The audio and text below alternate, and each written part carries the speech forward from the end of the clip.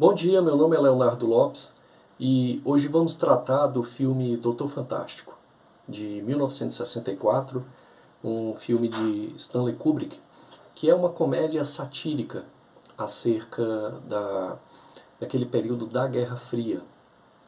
E eu trouxe algumas reflexões, vamos tratar delas e mostrando algumas partes significativas desse filme que é considerado um ícone na história do cinema. Então, o filme é o Doutor Fantástico, esse foi o nome que ele recebeu aqui no Brasil, né? E em inglês ele tem dois títulos. Um é Doutor Strangelove, que em tradução livre seria algo como o Doutor Estranho Amor, e o outro é como How I Learned to Stop Worrying and Love the Bomb. Como eu aprendi a parar de me preocupar e amar a bomba. É uma comédia satírica do ano de 64 e foi dirigida pelo Stanley Kubrick. Então, é uma comédia sombria que aborda a Guerra Fria. O que está em foco no filme é justamente o período de Guerra Fria. E os perigos da proliferação nuclear, o filme gira todo em torno da iminência de uma guerra nuclear, de um bombardeiro, aquele avião que aparece no filme, de soltar a bomba atômica, e também mostra a absurda lógica da destruição mútua assegurada. Vocês devem lembrar lá do filme, e aí eu já aviso aqui que o vídeo ele é repleto de spoilers. Se você nunca assistiu esse filme, eu recomendo realmente que você não assista esse vídeo. Vá primeiro assistir o filme e depois volte aqui para assistir o vídeo.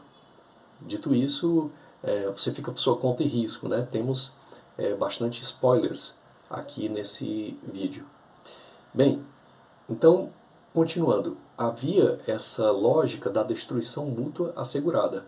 Ou seja, se um país atacasse o outro, no caso dos Estados Unidos, a Rússia lá no filme teria a essa assegurada essa ataque de retorno. Isso é uma sigla, em inglês é Mutual Assured Destruction, que a sigla fica MAD, M-A-D, que em inglês significa insano. Então era a lógica, e o problema se dá justamente porque os Estados Unidos lançam a bomba, e aí havia lá um mecanismo russo que era a bomba do juízo final, que inclusive não poderia ser acionada por mãos humanas, digamos assim. O acionamento dela seria automático e era uma bomba tão letal que destruiria o mundo, desencadearia uma guerra nuclear.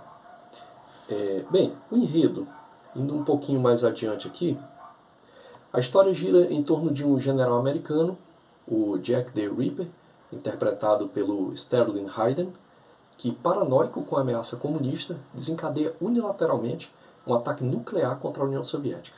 Ou seja, vocês devem lembrar lá, o sujeito era um general, um oficial de altíssima patente, e por isso ele tinha a prerrogativa de fazer esses acionamentos, e ele era completamente paranoico com essa coisa do anticomunismo, né?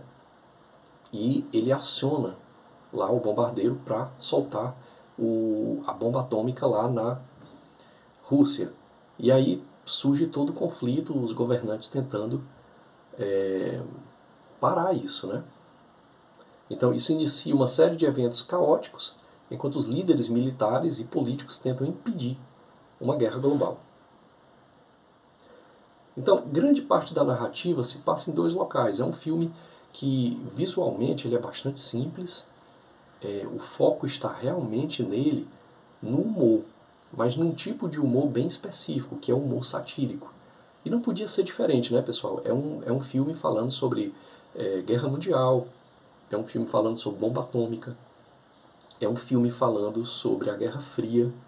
E lembremos, mais ainda, que o filme foi de 64. E em 62 aconteceu aquela crise dos mísseis. Vocês devem estar lembrados aí, para quem nunca ouviu falar da crise dos mísseis, lá no filme X-Men Primeira Classe, né, eles retratam isso de uma forma bem ficcional, claro, mas eles retratam isso, né. A Rússia colocou mísseis em Cuba e de Cuba é um pulo para que esses mísseis atingissem os Estados Unidos. Isso foi chamada Crise dos Mísseis em 1962, o filme é 2 anos depois, e a Crise dos Mísseis de 62, que é o evento histórico real, ela colocou o mundo na iminência de uma terceira guerra mundial. Então, quando Kubrick dirigiu esse filme, ainda se estava sob os impactos, sob os espectros disso que havia, era bem recente, apenas 2 anos. Então, o que ele escolhe aqui é o humor satírico. Mas voltando aqui, então, o filme se passa em 2 locais. Primeiramente, a sala de guerra, a War Room, que é um local fictício, icônico, onde o presidente dos Estados Unidos, o Martin Muffley, que é interpretado pelo brilhante Peter Sellers, reúne conselheiros militares e políticos para lidar com a crise. Quer dizer, o oficial de alta patente lá, o Jack, ele lança unilateralmente esse ataque contra a Rússia. Isso chega ao conhecimento lá dessa cúpula militar, dessa cúpula de cientistas. O presidente, que é interpretado pelo Peter Sellers, ele reúne o pessoal para tentar sanar essa crise, porque ela ocasionaria a terceira guerra mundial, né? Inclusive vem o embaixador da Rússia, ele avisa que o negócio é mais complicado do que eles pensavam, porque existe lá a máquina do juízo final, que seria acionada caso os russos fossem atacados. E era tão complicado que nem os próprios russos poderiam manipular essa máquina e desativar alguma coisa do tipo. Então eles começam um processo dinâmico para tentar impedir o bombardeiro lá, que está a todo vapor para lançar o míssil, a bomba atômica. Então, e um outro local além dessa sala, é o bombardeiro B-52, uma aeronave americana carregada com bomba nuclear, cujo piloto, o Major Kong, interpretado pelo Slim Pickens, segue com a missão a todo custo. Ele vai recebendo alguns códigos lá, alguns códigos criptografados, né, que eram indicativos de que era para lançar a bomba.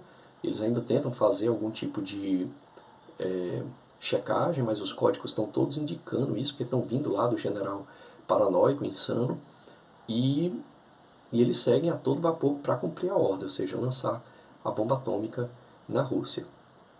E aí um terceiro local em que a coisa toda se desenrola é lá na base militar onde está esse general.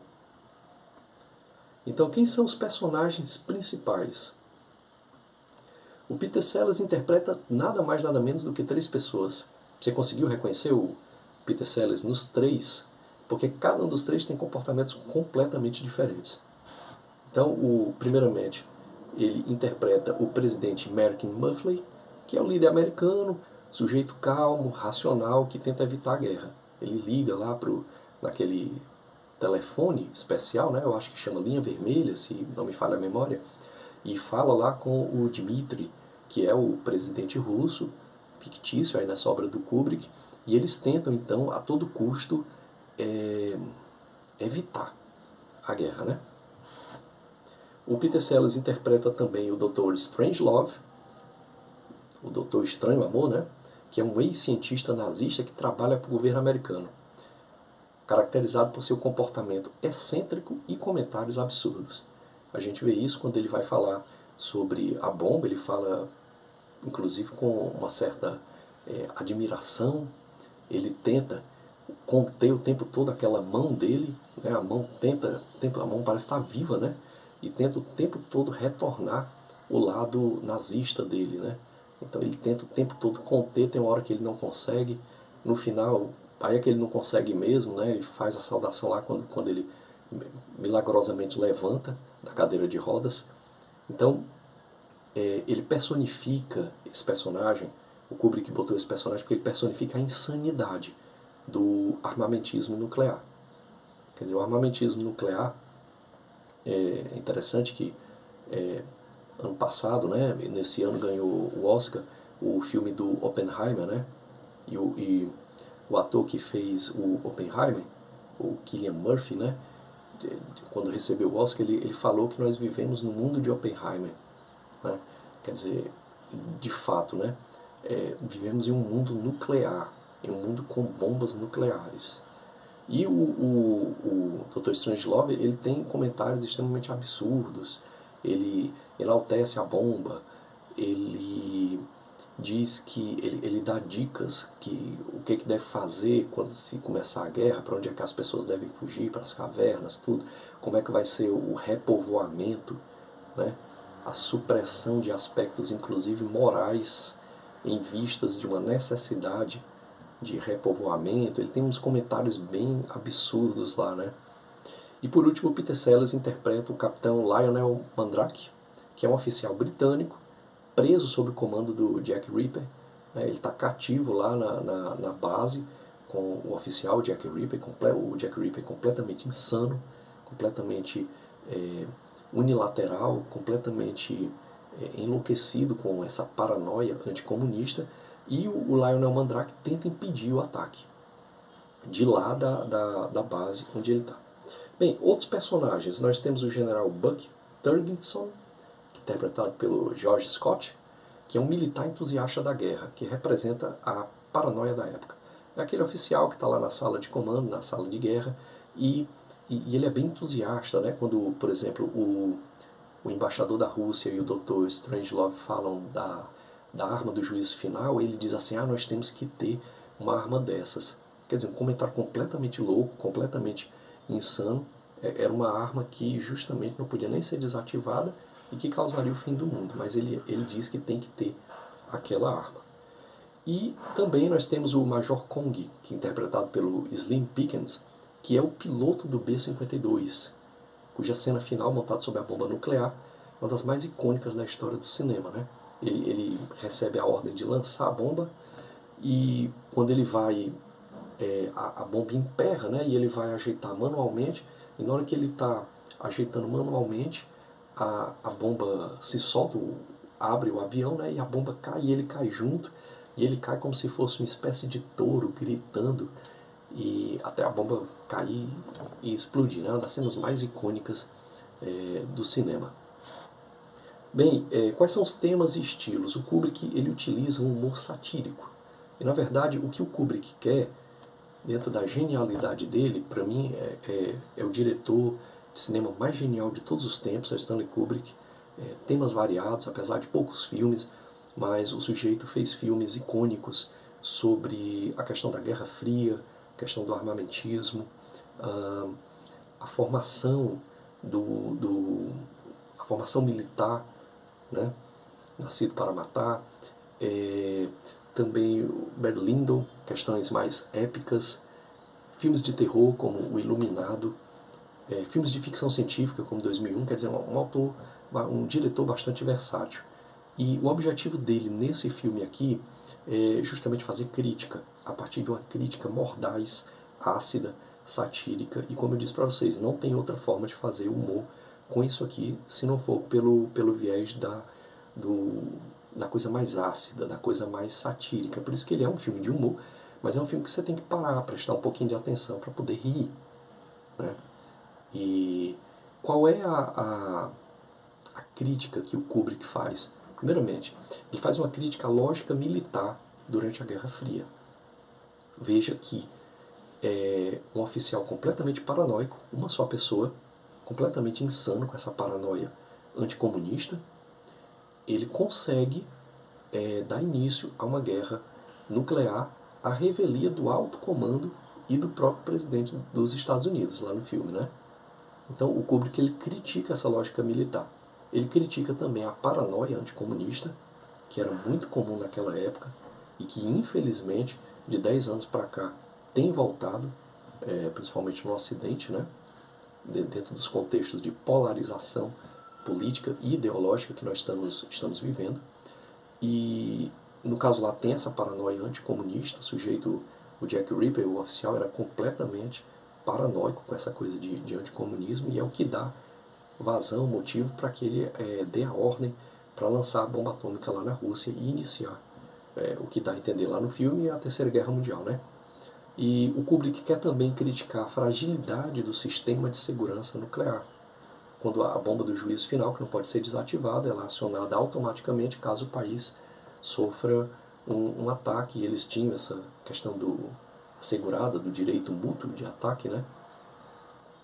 O filme expõe as falhas humanas do Jack Reaper, por exemplo, as falhas institucionais. O governo dos Estados Unidos e o governo da Rússia se tornam incapazes de, mesmo eles estando em contato, né, o presidente dos Estados Unidos lá com o Dmitry, que seria o presidente russo, com o embaixador russo lá na sala de guerra, eles não conseguem. Na verdade eles estão pensando em guerra o tempo todo, em brigar o tempo todo. Você percebe isso? O embaixador da Rússia está lá na sala de guerra para resolver o problema e trazer a paz, mas ele, em alguns momentos, ele está mais preocupado em fazer espionagem militar. Aí é descoberto, pessoal. Quer dizer, o Kubrick ele critica isso, né? Mostrando como pequenos erros ou decisões insanas podem levar a consequências catastróficas. Bem, qual é a importância cultural desse filme? Doutor Fantástico foi lançado durante um período de alta tensão entre os Estados Unidos e a União Soviética, logo após a crise dos mísseis de Cuba de 62. Falamos nisso no começo do vídeo, né? Era bem recente. O mundo esteve à beira de uma terceira guerra mundial, ali com a crise dos mísseis de Cuba. Então isso motivou o Kubrick a trazer essa obra e a trazer essa obra desse jeito. Para se ele trouxesse a obra 20 anos depois, ela já teria um outro aspecto. Mas ali faziam apenas 2 anos que havia acontecido a crise dos mísseis. Sua abordagem irônica provocou reflexões sobre os perigos do armamentismo. É um filme, aliás, atualmente, dentro dos contextos de conflitos geopolíticos que estamos vivendo aqui nesse ano de 2024, é um filme que deve ser reassistido. A famosa frase, está lá no filme, né? Senhores, vocês não podem brigar aqui. Esta é a sala de guerra. É um exemplo da sátira afiada do filme. Quer dizer, o local onde eles não poderiam brigar é justamente a sala de guerra. É um local montado justamente para elaborar a guerra, né? E é justamente o local onde eles não podem brigar. O design visual, especialmente da sala de guerra, tornou-se um ícone cinematográfico. Toda vez que você vê aquela sala de guerra em preto e branco, né, você diz, é o filme do Kubrick. Qual foi a recepção? O filme foi amplamente aclamado pela crítica, recebeu 4 indicações ao Oscar, incluindo melhor filme, melhor diretor, melhor ator para Peter Sellers, né, em 3 atores, em 3 personagens, né, e melhor roteiro adaptado. O roteiro é adaptado. Até hoje é considerado uma das maiores sátiras políticas já feitas e continua relevante por sua análise crítica da política nuclear e do comportamento humano frente à destruição em massa.